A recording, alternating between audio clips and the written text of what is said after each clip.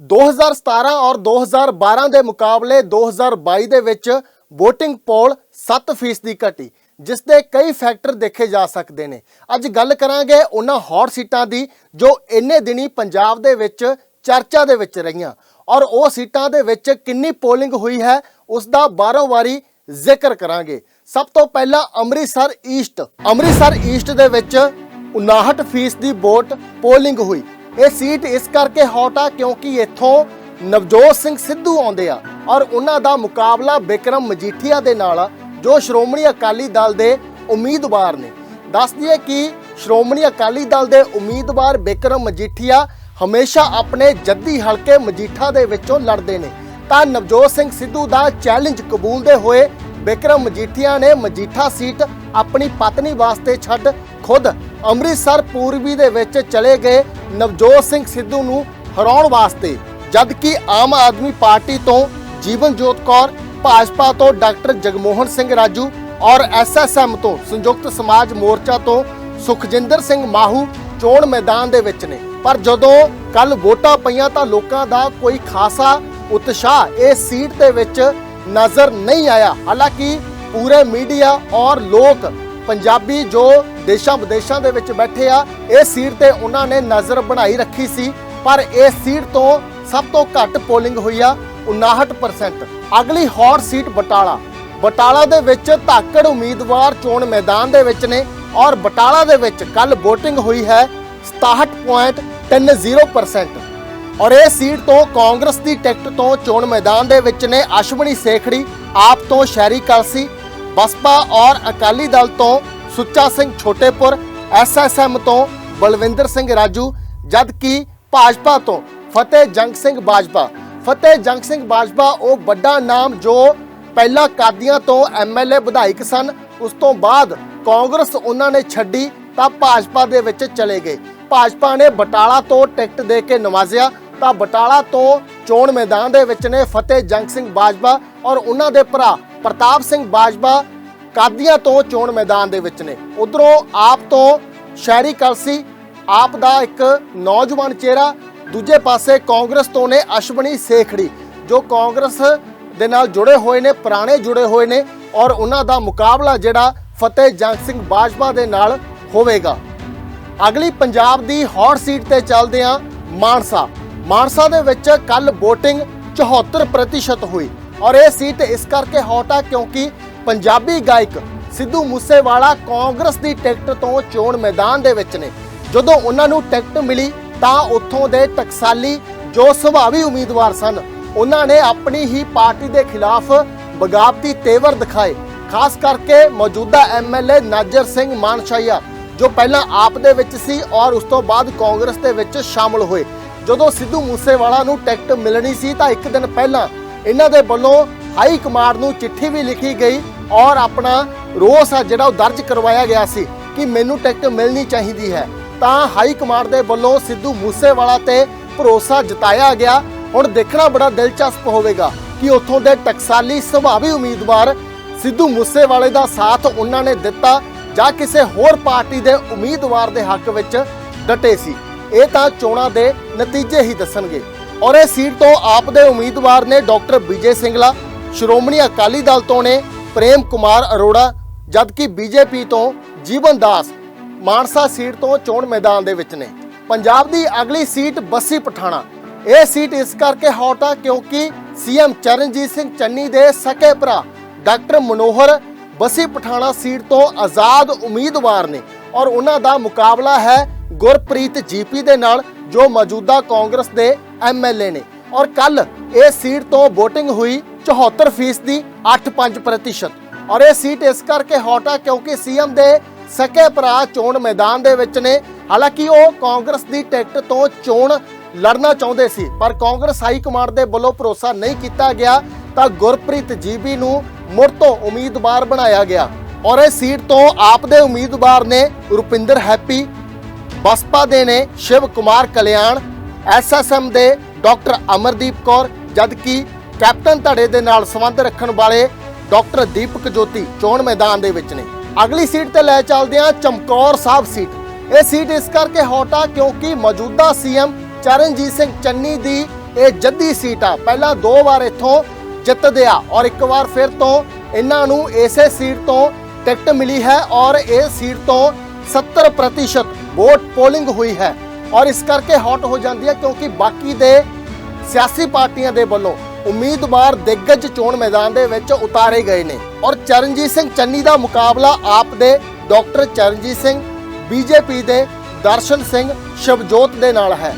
ਉਧਰ ਅਗਲੀ ਸੀਟ ਦਾ ਜ਼ਿਕਰ ਕਰਦੇ ਹਾਂ ਵਿਧਾਨ ਸਭਾ ਹਲਕਾ ਧੂਰੀ ਜਿਸ ਤੇ ਪੂਰੇ ਪੰਜਾਬੀਆਂ ਦੀਆਂ ਨਜ਼ਰਾਂ ਟਿਕੀਆਂ ਹੋਈਆਂ ਨੇ। ਕੱਲ ਇਹ ਸੀਟ ਤੋਂ 77% ਵੋਟ ਪੋਲਿੰਗ ਹੋਈ। ਇਹ ਸੀਟ ਇਸ ਕਰਕੇ ਹੌਟ ਆ ਕਿਉਂਕਿ ਆਪ ਦਾ ਸੀਐਮ ਚਿਹਰਾ ਭਗਵੰਤ ਮਾਨ ਇਸੇ ਸੀਟ ਤੋਂ ਚੋਣ ਮੈਦਾਨ ਦੇ ਵਿੱਚ ਨੇ ਔਰ ਉਹਨਾਂ ਦਾ ਸਿੱਧੇ ਤੌਰ ਤੇ ਮੁਕਾਬਲਾ ਹੈ ਦਲਵੀਰ ਗੋਲਡੀ ਦੇ ਨਾਲ। ਦਲਵੀਰ ਗੋਲਡੀ ਉਹ ਆਗੂ ਨੇ, ਉਹ ਐਮਐਲਏ ਨੇ ਕਾਂਗਰਸ ਦੇ ਜੋ ਆਪਣੇ ਵਿਕਾਸ ਕਾਰਜਾਂ ਨੂੰ ਕਰਕੇ ਹਮੇਸ਼ਾ ਲੋਕਾਂ ਦੇ ਵਿੱਚ ਜਾਂਦੇ ਨੇ। ਇਸ ਕਰਕੇ ਧੂਰੀ ਸੀਟ ਹੌਟ ਆ ਔਰ ਫਸਵਾ ਮੁਕਾਬਲਾ ਇਹਨਾਂ ਦੋਵੇਂ ਉਮੀਦਵਾਰਾਂ ਦੇ ਦਰਮਿਆਨ ਹੈ। ਧੂਰੀ ਸੀਟ ਤੋਂ ਸ਼੍ਰੋਮਣੀ ਅਕਾਲੀ ਦਲ ਦੇ ਉਮੀਦਵਾਰ ਨੇ ਬਾਬੂ ਪ੍ਰਕਾਸ਼ ਚੰਦ ਗਰਗ, ਐਸਐਸਐਮ ਤੋਂ ਸਰਬਜੀਤ ਸਿੰਘ ਅਲਾਲ, ਜਦਕਿ ਬੀਜੇਪੀ ਤੋਂ ਰਣਦੀਪ ਸਿੰਘ ਦਿਓਲ ਚੋਣ ਅਖਾੜੇ ਦੇ ਵਿੱਚ ਕੁੱਦੇ ਹੋਏ ਨੇ। ਅਗਲੀ ਸੀਟ ਜਲਾਲਾਬਾਦ ਸੀਟ ਨੂੰ ਬਾਦਲਾਂ ਦਾ ਗੜ ਵੀ ਕਿਹਾ ਜਾਂਦਾ ਔਰ ਇਹ ਸੀਟ ਤੋਂ ਕੁੱਲ VOTING ਆ ਜੋ 80% ਹੋਈ। ਸ਼੍ਰੋਮਣੀ ਅਕਾਲੀ ਦਲ ਦਾ ਮੁੱਖ ਮੰਤਰੀ ਚਿਹਰਾ ਸੁਖਬੀਰ ਸਿੰਘ ਬਾਦਲ ਇਸੇ ਸੀਟ ਤੋਂ ਚੋਣ ਮੈਦਾਨ ਦੇ ਵਿੱਚ ਨੇ। 80% ਪੋਲਿੰਗ ਇਹ ਸੀਟ ਤੋਂ ਰਿਕਾਰਡ ਕੀਤੀ ਗਈ ਹੈ ਔਰ ਸੁਖਬੀਰ ਸਿੰਘ ਬਾਦਲ ਦਾ ਮੁਕਾਬਲਾ ਕਾਂਗਰਸ ਦੇ ਉਮੀਦਵਾਰ ਮੋਹਨ ਸਿੰਘ ਫਲੀਆਂਵਾਲਾ, ਆਪ ਦੇ ਜਗਦੀਪ ਸਿੰਘ ਗੋਲਡੀ, ਐਸਐਸਐਮ ਦੇ ਸੁਰਿੰਦਰ ਸਿੰਘ ਢੱਡੀਆਂ, ਜਦਕਿ ਬੀਜੇਪੀ ਦੇ ਪੂਰਨ ਚੰਦ ਦੇ ਨਾਲ ਸਿੱਧਾ ਮੁਕਾਬਲਾ ਹੈ। ਅਗਲੀ ਸੀਟ ਲੰਬੀ, ਇਹ ਸੀਟ ਤੋਂ ਕੱਲ VOTING ਹੋਈ ਹੈ 80% ਔਰ 1997 ਤੋਂ ਇਹ ਸੀਟ ਪ੍ਰਕਾਸ਼ ਸਿੰਘ ਬਾਦਲ ਦੇ ਹਿੱਸੇ ਆਈ ਹੈ ਔਰ ਹਮੇਸ਼ਾ ਇਹ ਆਪਣੀ ਜੱਦੀ ਸੀਟ ਤੋਂ ਵਧੇਰੇ ਮਾਰਜਨ ਦੇ ਨਾਲ ਜਿੱਤਦੇ ਆ। ਕੱਲ ਇੱਥੇ 80% VOTING ਆ ਜਿਹੜੀ ਉਹ ਰਿਕਾਰਡ ਕੀਤੀ ਗਈ ਹੈ ਔਰ ਪ੍ਰਕਾਸ਼ ਸਿੰਘ ਬਾਦਲ ਦਾ ਮੁਕਾਬਲਾ ਕਾਂਗਰਸ ਦੇ ਜਗਪਾਲ ਸਿੰਘ ਅਬੁਲ ਖੁਰਾਨਾ, ਆਪ ਦੇ ਗੁਰਮੀਤ ਸਿੰਘ ਖੁੱਡੀਆਂ, ਜਦਕਿ ਬੀਜੇਪੀ ਦੇ ਰਾਕੇਸ਼ ਢੀਂਗਰਾ ਦੇ ਨਾਲ ਸਿੱਧੀ ਟੱਕਰ ਹੈ। ਹੁਣ ਦੇਖਣਾ ਹੋਵੇਗਾ ਕਿ ਪ੍ਰਕਾਸ਼ ਸਿੰਘ ਬਾਦਲ ਆਪਣੇ ਜੱਦੀ ਹਲਕੇ ਤੋਂ ਕਿੰਨੇ ਮਾਰਜਨ ਦੇ ਨਾਲ ਜਿੱਤਦੇ ਆ ਜਾਂ ਉਹਨਾਂ ਦੇ ਬਰਾਬਰ ਕੋਈ ਚੋਟੀ ਦਾ ਉਮੀਦਵਾਰ ਟੱਕਰ ਦੇਵੇਗਾ। ਅਗਲੀ ਸੀਟ ਤੇ ਲੈ ਚੱਲਦੇ ਹਾਂ ਵਿਧਾਨ ਸਭਾ ਹਲਕਾ ਸਮਰਾਲਾ ਦੇ ਵਿੱਚ ਕੱਲ VOTING ਪੋਲ ਹੋਈ ਹੈ 75.49। ਇਹ ਸੀਟ ਇਸ ਕਰਕੇ ਹੌਟ ਹੈ ਕਿਉਂਕਿ ਇੱਥੇ ਕਿਸਾਨੀ ਅੰਦੋਲਨ ਦਾ ਇੱਕ ਵੱਡਾ ਚਿਹਰਾ ਬਲਵੀਰ ਸਿੰਘ ਰਾਜੇਵਾਲ ਚੋਣ ਮੈਦਾਨ ਦੇ ਵਿੱਚ ਨੇ। ਉਧਰ ਅਮਰੀਕ ਸਿੰਘ ਢਿੱਲੋਂ ਜੋ 4 ਵਾਰ ਦੇ ਐਮਐਲਏ ਨੇ, ਹਮੇਸ਼ਾ ਕਾਂਗਰਸ ਦੀ ਟਿਕਟ ਤੋਂ ਚੋਣ ਲੜਦੇ ਨੇ। ਇਸ ਵਾਰ ਕਾਂਗਰਸ ਨੇ ਉਹਨਾਂ ਤੇ ਭਰੋਸਾ ਨਹੀਂ ਕੀਤਾ ਤਾਂ ਅਮਰੀਕ ਸਿੰਘ ਢਿੱਲੋਂ ਆਜ਼ਾਦ ਚੋਣ ਪਿੰਡ ਦੇ ਵਿੱਚ ਨਿੱਤਰ ਗਏ।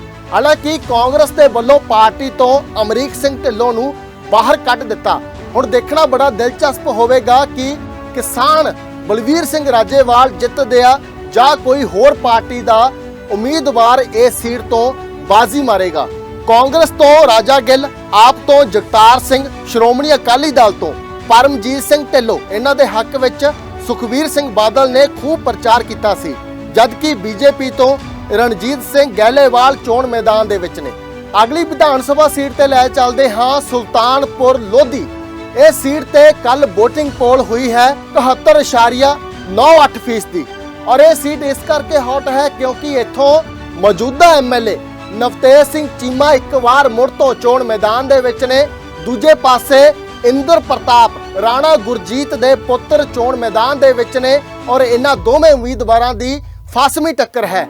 ਔਰ ਦੱਸ ਦਈਏ ਕਿ ਰਾਣਾ ਗੁਰਜੀਤ ਖੁਦ ਕਾਂਗਰਸ ਦੀ ਟਿਕਟ ਤੋਂ ਕਪੂਰਥਲੇ ਤੋਂ ਚੋਣ ਮੈਦਾਨ ਦੇ ਵਿੱਚ ਨੇ, ਪਰ ਉਹਨਾਂ ਦੇ ਪੁੱਤਰ ਦੇ ਵੱਲੋਂ ਸੁਲਤਾਨਪੁਰ ਲੋਧੀ ਤੋਂ ਦਾਅਵੇਦਾਰੀ ਠੋਕੀ ਗਈ ਸੀ ਪਰ ਕਾਂਗਰਸ ਨੇ ਉਹਨਾਂ ਤੇ ਭਰੋਸਾ ਨਹੀਂ ਕੀਤਾ। ਉਹਨਾਂ ਦੀ ਥਾਂ ਤੇ ਮੌਜੂਦਾ ਐਮਐਲਏ ਨਵਤੇਜ ਸਿੰਘ ਚੀਮਾ ਤੇ ਯਕੀਨ ਕੀਤਾ, ਇੱਕ ਵਾਰ ਫਿਰ ਟਿਕਟ ਦੇ ਕੇ ਨਵਾਜ਼ਿਆ ਤਾਂ ਹੁਣ ਰਾਣਾ ਗੁਰਜੀਤ ਔਰ ਉਹਨਾਂ ਦੇ ਪੁੱਤਰ ਰਾਣਾ ਇੰਦਰ ਪ੍ਰਤਾਪ ਇਸ ਗੜ੍ਹ ਦੇ ਵਿੱਚ ਲਗਾਤਾਰ ਚੋਣ ਪ੍ਰਚਾਰ ਕਰਦੇ ਨਜ਼ਰ ਆਏ। ਹੁਣ ਦੇਖਣਾ ਇਹ ਹੋਵੇਗਾ ਕਿ ਕਿਹੜਾ ਉਮੀਦਵਾਰ ਬਾਜ਼ੀ ਮਾਰੇਗਾ ਕਿਉਂਕਿ ਪਿਛੋਕੜ ਦੀ ਗੱਲ ਕਰੀਏ ਦੋਵੇਂ ਕਾਂਗਰਸ ਦੇ ਨਾਲ ਜੁੜੇ ਹੋਏ ਨੇ। ਇੱਥੇ ਕਾਂਗਰਸ ਬਨਾਮ ਕਾਂਗਰਸ ਵੀ ਨਜ਼ਰ ਆਈ ਹੈ ਔਰ ਇਹ ਸੀਟ ਤੋਂ ਆਪ ਦੇ ਉਮੀਦਵਾਰ ਨੇ ਸੱਜਣ ਸਿੰਘ ਚੀਮਾ, ਸ਼੍ਰੋਮਣੀ ਅਕਾਲੀ ਦਲ ਦੇ ਕੈਪਟਨ ਹਰਮਿੰਦਰ ਸਿੰਘ, ਢੀਂਡਸਾ ਧੜੇ ਦੇ ਨਾਲ ਸੰਬੰਧ ਰੱਖਣ ਵਾਲੇ ਜੁਗਰਾਜ ਪਾਲ ਸਿੰਘ ਸਾਹੀ ਇਹ ਸੀਟ ਤੋਂ ਚੋਣ ਮੈਦਾਨ ਦੇ ਵਿੱਚ ਨੇ। ਅਗਲੀ ਸੀਟ ਤੇ ਲੈ ਚੱਲਦੇ ਹਾਂ ਵਿਧਾਨ ਸਭਾ ਹਲਕਾ ਭਦੌੜ। ਇਹ ਰਿਜ਼ਰਵ ਸੀਟ ਆ। ਵੱਡੀ ਗੱਲ ਇਹ ਹੈ ਕਿ ਚਰਨਜੀਤ ਸਿੰਘ ਚੰਨੀ ਪੰਜਾਬ ਦੇ ਮੁੱਖ ਮੰਤਰੀ ਇਸ ਸੀਟ ਤੋਂ ਵੀ ਚੋਣ ਮੈਦਾਨ ਦੇ ਵਿੱਚ ਨੇ ਔਰ 2 ਸੀਟਾਂ ਤੋਂ ਚੋਣ ਮੈਦਾਨ ਦੇ ਵਿੱਚ ਨੇ, ਹਲਕਾ ਚਮਕੌਰ ਸਾਹਿਬ ਔਰ ਦੂਜਾ ਭਦੌੜ। ਔਰ ਇਹ ਸੀਟ ਤੋਂ VOTING ਪੋਲ ਹੋਈ ਹੈ 78.90% ਔਰ ਇਹ ਸੀਟ ਤੋਂ ਆਪ ਦੇ ਉਮੀਦਵਾਰ ਨੇ ਲਾਭ ਸਿੰਘ ਉਗੋਕੇ, ਸ਼੍ਰੋਮਣੀ ਅਕਾਲੀ ਦਲ ਦੇ ਸਤਨਾਮ ਸਿੰਘ ਰਾਹੀ, ਸੰਯੁਕਤ ਸਮਾਜ ਮੋਰਚਾ ਦੇ ਗੋਰਾ ਸਿੰਘ, ਜਦਕਿ ਭਾਜਪਾ, BJP ਔਰ ਢੀਂਡਸਾ ਧੜੇ ਦੇ ਨਾਲ ਸੰਬੰਧ ਰੱਖਣ ਵਾਲੇ ਧਰਮ ਸਿੰਘ ਫੌਜੀ ਚੋਣ ਮੈਦਾਨ ਦੇ ਵਿੱਚ ਨੇ। ਹਾਲਾਂਕਿ ਕੱਲ ਚੋਣਾਂ ਦੇ ਵੇਲੇ ਲਾਭ ਸਿੰਘ ਉਗੋਕੇ ਤੇ ਜਾਨਲੇਵਾ ਹਮਲਾ ਹੋਇਆ ਸੀ। ਕੁਝ ਨੌਜਵਾਨਾਂ ਦੇ ਵੱਲੋਂ, ਅਨਸਰਾਂ ਦੇ ਵੱਲੋਂ ਲਾਭ ਸਿੰਘ ਉਗੋਕੇ ਜੋ ਆਪ ਦੇ ਉਮੀਦਵਾਰ ਨੇ ਉਹਨਾਂ ਦੀ ਗੱਡੀ ਦੀ ਭੰਨਤੋੜ ਕੀਤੀ ਗਈ, ਉਹਨਾਂ ਨੂੰ ਰੋਕਣ ਦੀ ਕੋਸ਼ਿਸ਼ ਕੀਤੀ ਗਈ ਤਾਂ ਲਾਭ ਸਿੰਘ ਉਗੋਕੇ ਦੇ ਵੱਲੋਂ ਗੱਡੀ ਨੂੰ ਭਜਾ ਕੇ ਆਪਣੀ ਜਾਨ ਬਚਾਈ ਸੀ। ਤਾਂ ਇਹ ਸੀਟ ਇਸ ਕਰਕੇ ਹੌਟ ਬਣ ਜਾਂਦੀ ਹੈ ਕਿਉਂਕਿ ਚਮਕੌਰ ਸਾਹਿਬ ਤੋਂ ਬਾਅਦ ਚਰਨਜੀਤ ਸਿੰਘ ਚੰਨੀ ਇਸ ਹਲਕੇ ਤੋਂ ਚੋਣ ਮੈਦਾਨ ਦੇ ਵਿੱਚ ਨੇ। ਸੋ ਇਹ ਸਾਨੂੰ ਪੰਜਾਬ ਦੀਆਂ ਹੌਟ ਸੀਟਾਂ ਜਿਨ੍ਹਾਂ ਦੇ ਵਿੱਚ ਅਸੀਂ ਤੁਹਾਨੂੰ ਵੋਟ ਪ੍ਰਤੀਸ਼ਤ ਦੱਸਿਆ ਕਿ ਕਿੰਨੀ ਵੋਟ ਇੱਥੋਂ ਪੋਲਿੰਗ ਹੋਈ ਹੈ। ਹੁਣ VOTING ਮਸ਼ੀਨਾਂ ਦੇ ਵਿੱਚ ਇਹਨਾਂ ਸਾਰੇ ਉਮੀਦਵਾਰਾਂ ਦੀ ਕਿਸਮਤ ਔਰ ਭਵਿੱਖ ਕੈਦ ਹੈ ਜੋ ਅਗਲੀ 10 ਮਾਰਚ ਨੂੰ ਖੁੱਲੇਗਾ।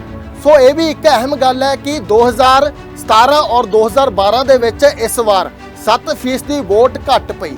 ਉਹ ਕਿਹੜੇ ਫੈਕਟਰ ਨੇ, ਉਹ ਕਿਹੜੇ ਕਾਰਨ ਜਿਨ੍ਹਾਂ ਕਰਕੇ 7% ਦੀ ਵੋਟ ਘੱਟ ਪਈ ਹੈ। ਸੋ ਇਹ ਵੀ ਇੱਕ ਚਰਚਾ ਦਾ ਵਿਸ਼ਾ ਹੈ।